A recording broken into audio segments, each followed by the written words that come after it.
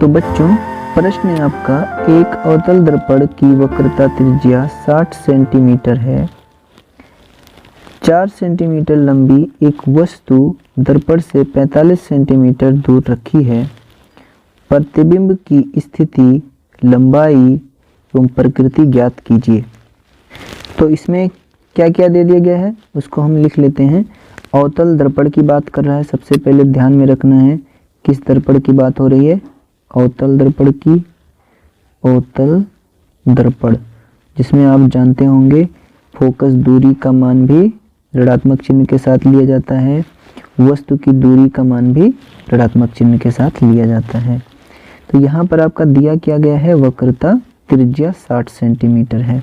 तो हम इसको लिख लेंगे कि आपका वक्रता त्रिज्या जिसको हम r से लिखते हैं वो कितना दिया गया है, 60 सेंटीमीटर। अब अगर वक्रता त्रिज्या आपको मालूम है तो आपको फोकस दूरी भी मालूम होगा, क्योंकि फोकस दूरी और वक्रता त्रिज्या में एक संबंध होता है। क्या संबंध होता है कि वक्रता त्रिज्या का अगर हम आधा कर दें तो हमें फोकस दूरी मिल जाएगा, यानी वक्रता त्रिज्या का आधा फोकस दूरी होता है। तो ये हम जानते हैं, यहाँ से हम फोकस दूरी अपना निकाल लेंगे। इसलिए फोकस दूरी हमारा कितना हो जाएगा, r रखेंगे 60 सेंटीमीटर बटे 2 करेंगे तो 2 × 2 और 2 से 60 को भाग देंगे, कितना आएगा 30, 30 दूना 60। तो 2 × 2 30 बटे 1 आया, यानी फोकस दूरी कितना आ गया 30 बटे 1। बटे का 1 नहीं लिखोगे क्योंकि किसी का भी बटे 1 होता है तो उसको लिखो या नहीं लिखो, बटे नहीं होता 1 तब भी बटे 1 होता है, ठीक है ना। तो फोकस दूरी इस तरीके से आपकी कितनी आ गई, 30 सेंटीमीटर। तो हम यहाँ पर लिख लेंगे कि आपके अवतल दर्पण की वक्रता त्रिज्या जो दी गई है वहाँ से आपको मिल जा रहा है फोकस दूरी, कितना मिल रहा है, ये वक्रता त्रिज्या r का आधा करने पर 30 सेंटीमीटर मिल रहा है। तो फोकस दूरी आपका कितना हो जाएगा, 30 सेंटीमीटर, ठीक है ना। ऋणात्मक चिन्ह के साथ क्यों, क्योंकि अवतल दर्पण की फोकस दूरी है इसलिए। आगे हम पढ़ेंगे तो हमें दिखेगा 4 सेंटीमीटर लंबी एक वस्तु की लंबाई दे रखा है। वस्तु की लंबाई जिसको हम O से लिखते हैं वो दे रखा है 4 सेंटीमीटर, ठीक है। एक वस्तु दर्पण से 45 सेंटीमीटर दूर रखी है और वस्तु की दूरी U दे रखा है कितना, 45 सेंटीमीटर दूर, ठीक है ना। तो हम इसको लिखेंगे 45 सेंटीमीटर, ठीक है।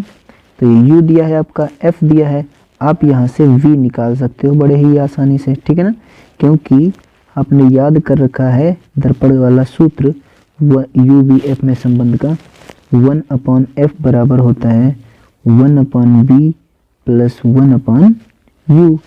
अब यहाँ से सभी की वैल्यू को पुट करोगे और कैलकुलेशन करोगे तो आपका क्या निकल के आ जाएगा, b, क्योंकि आपको f मालूम है, u मालूम है, सबके वैल्यू को पुट करना है, छोटा सा कैलकुलेशन होगा और v निकल के आ जाएगा। तो हम चलो कैलकुलेशन करके सबसे पहले v निकालते हैं, फिर देखते हैं कि प्रश्न में क्या पूछता है क्या नहीं, ठीक है ना, उसके अकॉर्डिंग आंसर देंगे। तो सबसे पहले हम v निकाल लेते हैं, यहाँ पर सबके वैल्यू को पुट करके 1/f, f की जगह पर हम इसकी वैल्यू पुट करेंगे जो कि हमें मालूम है कितना, -30 centimetre is equal to 1/b हमें फाइंड करना है, ओके। हम प्लस u की वैल्यू पुट करेंगे, u की वैल्यू मालूम है -45 सेंटीमीटर,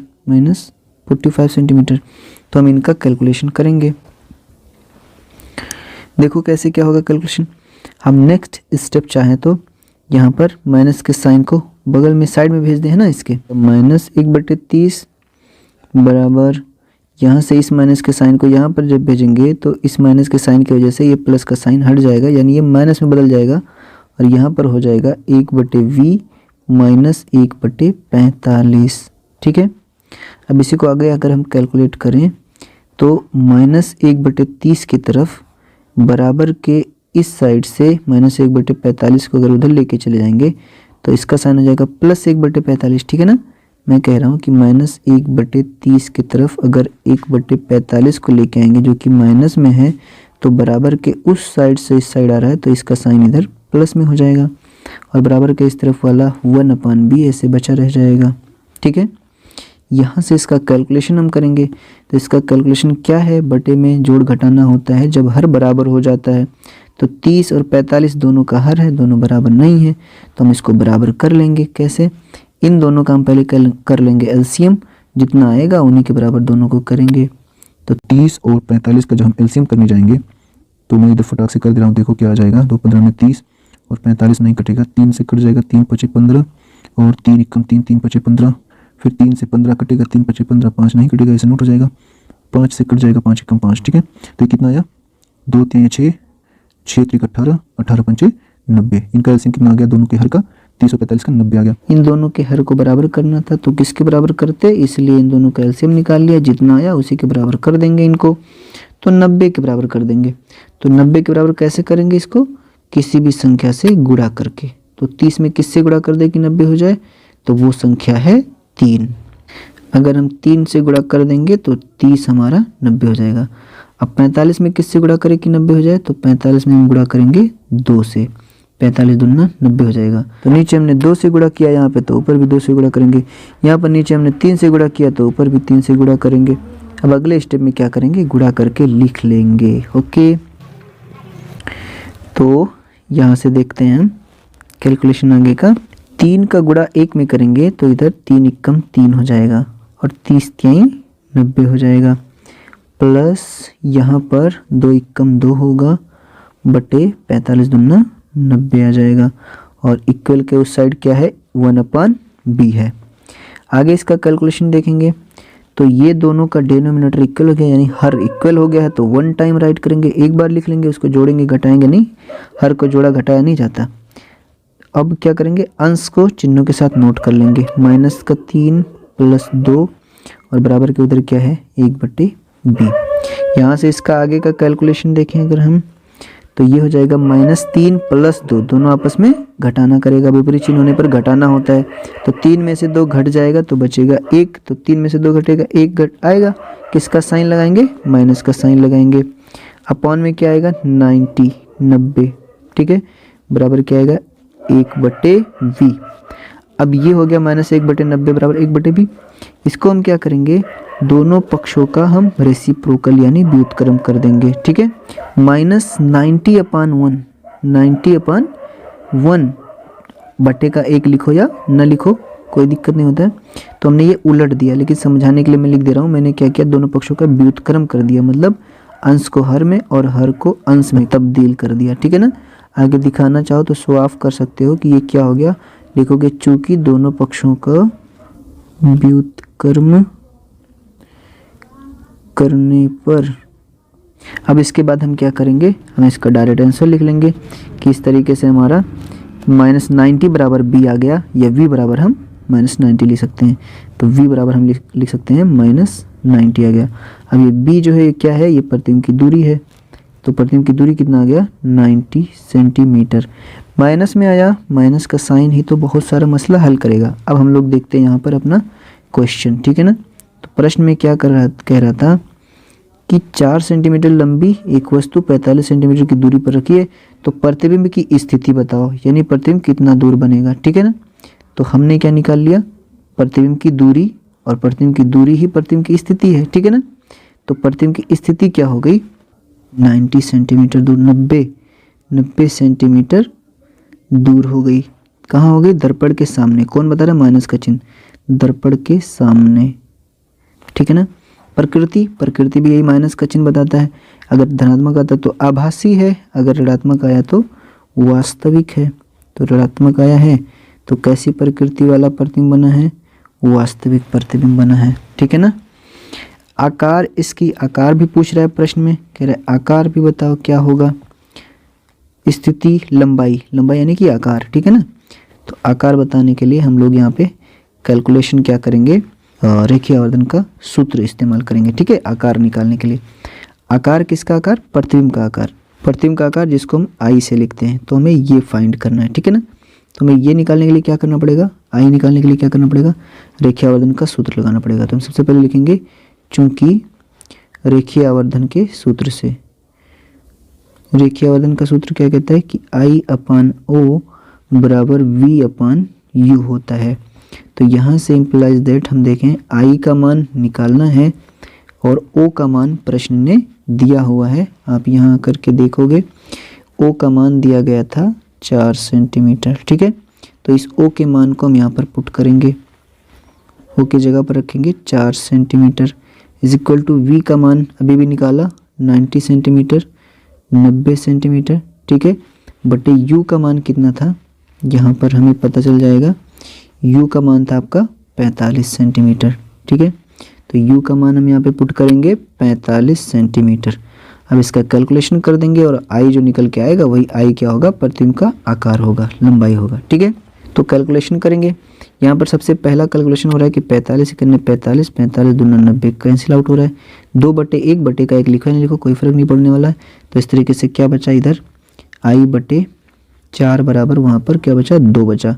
इसके आगे कैलकुलेशन देखेंगे तो 4 को उधर ट्रांसफर करेंगे, इधर भाग कर रहा उधर जाएगा गुणा करेगा, तो बराबर के इस तरफ बचेगा आई और उस तरफ जाएगा 4, तो 4 दूनी 8 हो जाएगा। इस तरीके से इमेज का आकार यानी इमेज की लंबाई कितनी हो जाएगी 8 सेंटीमीटर। ठीक है ना, ये हो गया।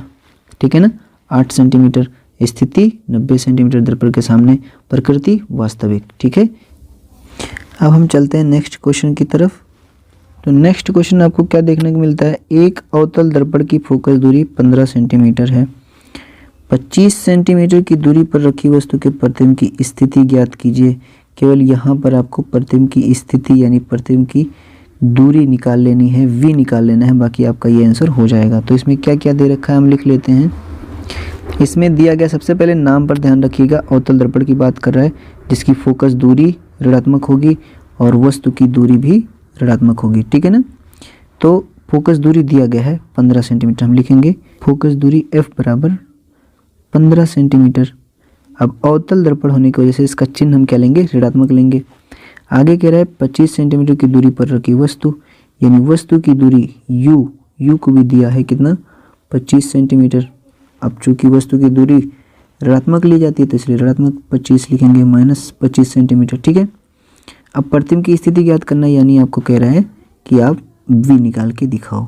ठीक है ना, v निकल के आएगा वहीं से पता चल जाएगा इसकी स्थिति क्या है। तो सिंपल हम ऐसे फार्मूला यूज करेंगे, क्योंकि 1/f बराबर होता है 1/v + 1/u। यहाँ से इसका कैलकुलेशन कर देंगे और हमारा v निकल के आ जाएगा। तो हम यहाँ पे सबकी वैल्यू पुट करेंगे 1/f, f का मान -15 centimetre is equal to 1/v + 1/u का मान कितना है -25 सेंटीमीटर। इसको पुट करेंगे, अब आगे कैलकुलेशन जारी करेंगे। -1/-15 को हम लिख लेंगे -1/15 बराबर इस माइनस के चिन्ह को यहाँ पर भेजेंगे तो ये प्लस का चिन्ह माइनस में बदल जाएगा और लिखेंगे 1/v -1/25। अब क्या करेंगे, इस पूरे -1/25 को बराबर के उधर से इधर उठा के लेके चले आएंगे, तो इधर जब आएगा तो ये माइनस का चिन्ह केवल प्लस में बदल जाएगा। ठीक है, तो क्या हो जाएगा, यहाँ पर देखते हैं, इधर है -1/15, ये आ जाएगा इधर जब तो हो जाएगा +1/25 बराबर के उस तरफ क्या रहेगा 1/v। इधर देखो क्या हो जाएगा, इधर कैलकुलेशन इसका होगा, इधर 1/v बचा है। ठीक है, इधर इसका बटे का कैलकुलेशन होगा। ठीक है ना, छोटा सा, तो कैलकुलेशन करेंगे, दोनों का हर बराबर होना चाहिए, नहीं बराबर है तो कैसे बराबर होगा, दोनों का कर लेंगे एलसीएम। 15 और 25 का हम फटाक से यहाँ पर एलसीएम कर दे रहे हैं। ये लासा निकाल लिया, अब इसी लासा के बराबर कर देंगे हम, सभी दोनों के हर को क्या कर देंगे 75 के बराबर कर देंगे। कैसे, किसी भी संख्या से गुणा करा करके। ठीक है ना, यहाँ पर आ जाओ, देखो हम इसका कैलकुलेशन करेंगे -1/15 में 15 में उस संख्या से गुणा करेंगे कि ये 75 के बराबर हो जाए, तो 15×5 = 75 होता है, प्लस 1/25 में उस संख्या से गुणा करेंगे कि ये 25 क्या हो जाए 75 हो जाए, तो 25 × 3 = 75 हो जाएगा। 3 से गुणा कर देंगे तो अब 3 से नीचे गुणा किया है तो ऊपर भी 3 से गुणा करना पड़ेगा, नीचे यहाँ पे 5 से गुणा किया है तो ऊपर भी 5 से गुणा करना पड़ेगा, बराबर के इधर क्या है 1/b है। इसको ऐसे लिखते रहेंगे। आगे कैलकुलेशन इसका देखेंगे तो जगह 5 × 5 माइनस का 5 और 15×5 = 75, हर आ गया 75 प्लस 3 × 3 और 25 × 75। जब बट्टे में हर बराबर हो जाता है बच्चा तभी जोड़ और घटाना होता है। अब आगे इसका कैलकुलेशन देखें अगर तो हर बराबर हो गया, एक बार हर लिखेंगे 75 और इधर -5 + 3, तो माइनस का 5 + 3 दोनों ऐसे चिन्हों के साथ लिखेंगे तो इनका क्या होगा, इनका घटाना होगा क्योंकि विपरीत चिन्ह है, विपरीत चिन्ह होने पर अंकों का घटाना हो जाता है। तो 5 में से 3 घट जाएगा, कितना आएगा 2 आएगा, ठीक है ना। बड़ी वाली संख्या वाले से छोटा वाला घटा देंगे तो कितना हो जाएगा, यहाँ पर हम लिखेंगे इधर बचेगा -2, माइनस का चिन्ह क्यों, क्योंकि बड़े डिजिट का हम चिन्ह लगाते हैं, ठीक है, बटे 75, ठीक है, बराबर के उधर क्या है 1/v है। अभी आपने पिछले सवाल में किया था, अब क्या करेंगे, ऐसे उसी की तरह इसको भी करेंगे। अब दोनों पक्षों का हम व्युत्क्रम कर देंगे, तो जब व्युत्क्रम करेंगे तो क्या हो जाएगा, -2 नीचे हो जाएगा और 75 ऊपर हो जाएगा, b ऊपर हो जाएगा 1 नीचे हो जाएगा, ठीक है ना। तो हम दोनों पक्षों का व्युत्क्रम कर देंगे तो हो जाएगा -75/2 बराबर b/1 लिखो या ना लिखो, ठीक है। आगे लिखना चाहो तो सॉल्व कर दो, क्योंकि यहाँ पे क्या हो गया, दोनों पक्षों का व्युत्क्रम हो गया। अब इधर इसका भाग दे दो 2 से 75 में,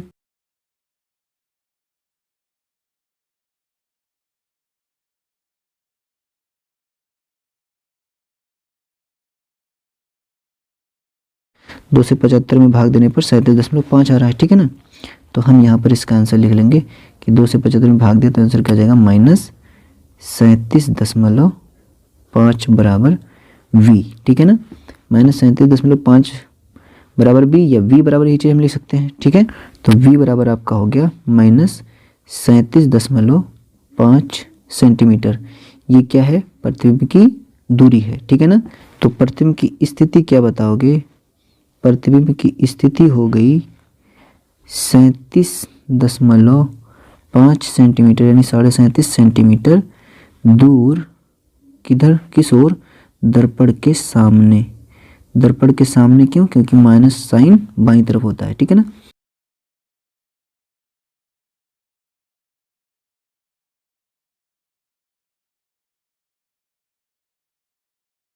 अब हम बढ़ते हैं नेक्स्ट क्वेश्चन की तरफ। अब इस 8वें नंबर सवाल में देखो क्या दिया गया है, एक अवतल दर्पण, दर्पण वही अवतल दर्पण की बात हो रही है, जिसकी फोकस दूरी दे रखा है 25 सेंटीमीटर। कितनी दूरी पर एक वस्तु रखी जाए जिससे कि प्रतिबिंब का आकार वस्तु के आकार के बराबर हो, इसे दिखाने के लिए किरण आरेख भी खींचना है, ठीक है ना। तो सबसे पहले आपको क्या करना है, जो जो दिया गया है सबसे पहले आपको नोट कर लेना है। फोकस दूरी दे रखा है, फोकस दूरी यानी कि f दिया गया है 25 सेंटीमीटर। अवतल दर्पण की बात हो रही है यानी कि इसका हमें साइन माइनस में लेना है। कितनी दूरी पर एक वस्तु रखी जाए, वस्तु की दूरी कितनी, यानी क्वेश्चन कर रहा है कि कितनी दूरी पर रखी जाए, क्वेश्चन मार्क है। तो यहाँ पर वस्तु की दूरी नहीं मालूम है तो हम यहाँ पे सपोज कर लेंगे, मान लेंगे, माना वस्तु की दूरी बराबर x सेंटीमीटर है, ठीक है ना। तो इस तरीके से हम u क्या रख सकते हैं, -x सेंटीमीटर, ठीक है ना, क्योंकि हमने वस्तु की दूरी को मान लिया x सेंटीमीटर। अब प्रश्न में आगे क्या कह रहा है उसको जरा देखो। प्रश्न में कह रहा है कि कितनी दूर रखी जाए, मान लिया 1 सेंटीमीटर दूर रखा जाएगा। इससे प्रतिबिंब का आकार कैसा बनना चाहिए, प्रतिबिंब के आकार की बात कर रहा है।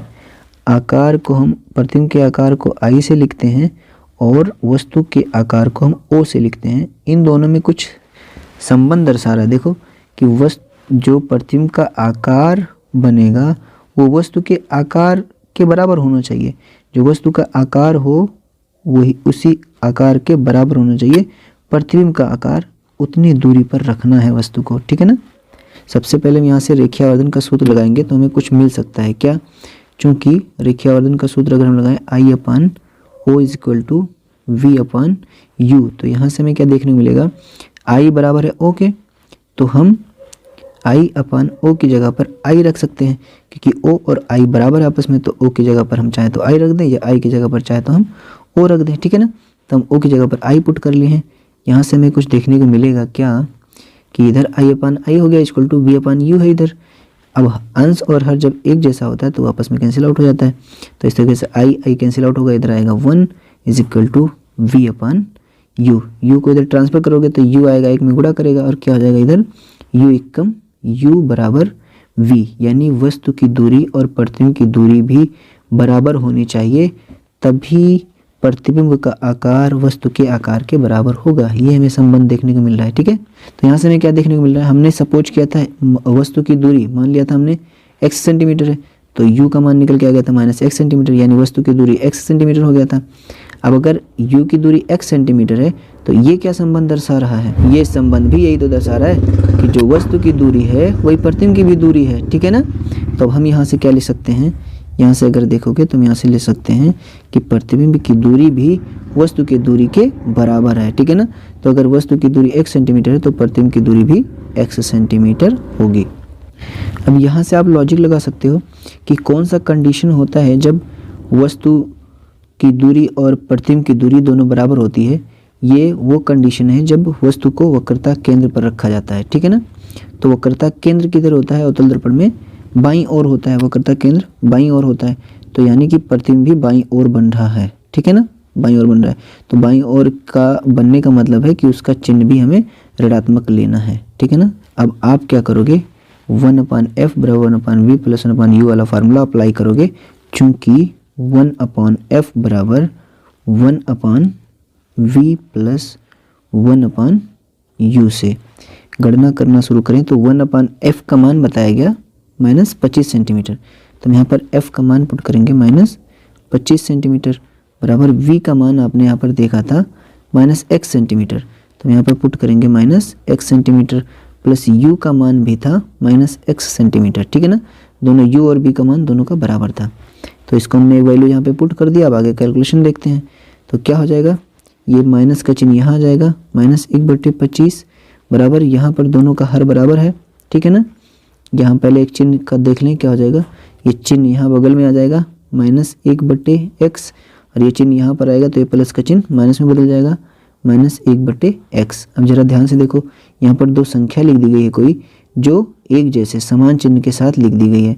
तो समान चिन्ह के साथ अगर कोई संख्या लिखी गई होती है तो उन दोनों का आपस में जोड़ हो जाता है, भले ही क्यों ना वो माइनस माइनस में हो। तो दोनों अंकों का जोड़ हो जाएगा लेकिन इसका चिन्ह माइनस का लगा रह जाएगा, ठीक है ना। तो सेम ऐसे ही यहाँ पर दोनों संख्या एक जैसी है तो ये माइनस चिन्ह के साथ लिखी गई तो ये दोनों आपस में जुड़ जाएंगे लेकिन चिन्ह माइनस का रह जाएगा, ठीक है ना। -1/25 बराबर ये x एक बार लिख लेंगे और -1 और -1 मिलकर हो जाएगा -2, ठीक है ना। अब क्या करेंगे, इधर इधर पक्षांतर करेंगे दोनों को।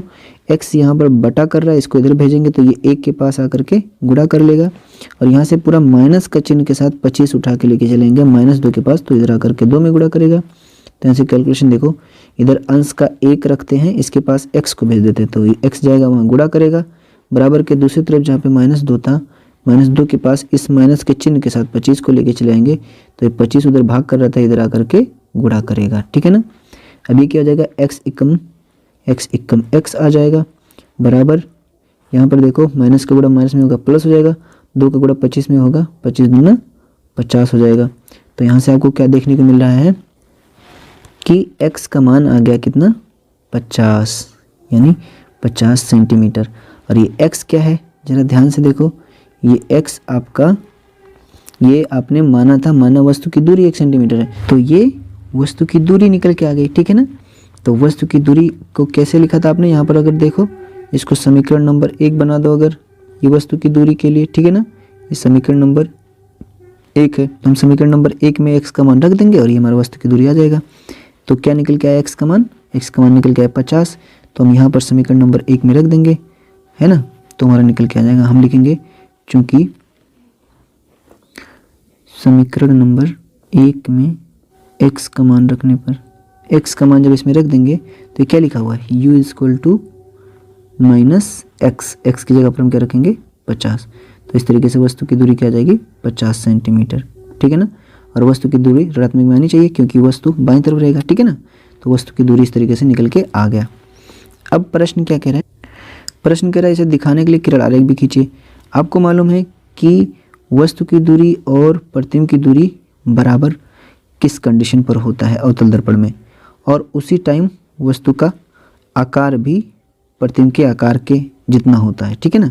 और ये दोनों समीकरण यही स्पष्ट करा रहे थे, एक ये वाला, ठीक है, ये वाला समीकरण वही स्पष्ट करा रहा था कि वस्तु की दूरी प्रतिबिंब की दूरी के बराबर होता है। कब, जब प्रतिबिंब का आकार वस्तु के आकार के बराबर बनता है, ठीक है ना। ऐसा कह लो कि प्रतिबिंब का आकार वस्तु के आकार के बराबर तभी बनता है जब वस्तु की दूरी प्रतिबिंब की दूरी के बराबर होती है या प्रतिबिंब वस्तु की दूरी के बराबर दूरी पर बनता है। ठीक है ना। तो हम क्या करते हैं, इसका किरण आरेख खींच लेते हैं।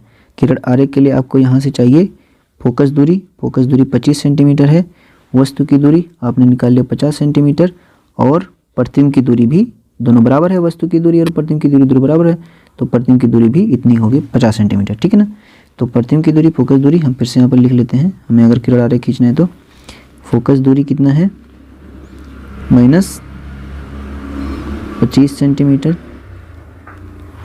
प्रतिबिंब की दूरी उतना ही है जितना वस्तु की दूरी है, और वो कितना है -50 सेंटीमीटर। ठीक है। तो हम इसका किरण आरेख खींचते हैं।